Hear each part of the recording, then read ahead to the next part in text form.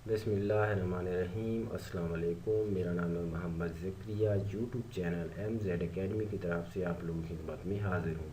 C++ का course जारी है जिसमें हम फंक्शंस को पढ़ रहे हैं। आज की वीडियो में आपको बताऊंगा कि किस तरह हम पैरामीटराइज फंक्शन को C++ में यूज़ करते हैं। तो चलिए प्रोग्राम स्टार्ट करते हैं। तो जब भी हम किसी फंक्शन को बनाते हैं तो सबसे पहले उसकी रिटर्न टाइप लिखते हैं। तो इस फंक्शन में हम कुछ भी रिटर्न नहीं करा रहे हैं तो हम वाइड डेटा टाइप को यूज़ करेंगे, जिसका मतलब है कि ये फंक्शन कुछ भी रिटर्न नहीं करा रहा। उसके बाद फंक्शन का नेम शो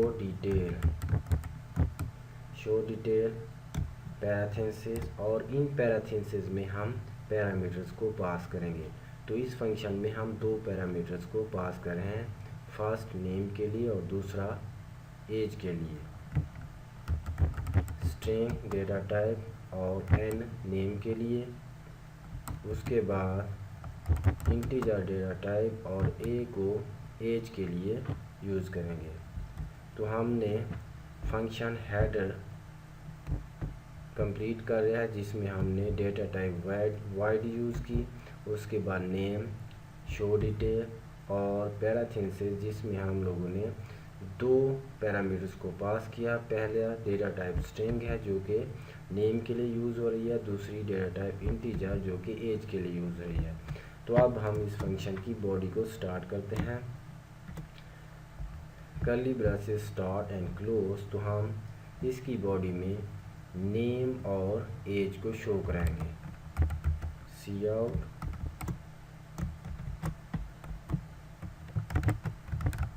नेम इक्वल, तो नेम के लिए हम n को यूज़ कर रहे हैं तो हम यहाँ पे n वेरिएबल को प्रिंट करवाएंगे। उसके बाद एंडर, जिसका मतलब है कि कर्सर न्यू लाइन पे चला जाएगा।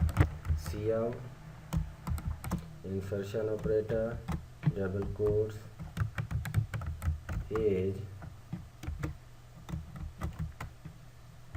Equal insertion operator. एज के लिए a वेरिएबल यूज़ हो रहा है तो हम a को प्रिंट करवाएंगे।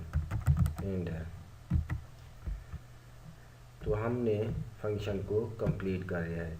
इस कंप्लीट कोडिंग को हम कहते हैं फंक्शन डेफिनेशन। तो चलिए इस फंक्शन को हम मेन फंक्शन में कॉल करते हैं।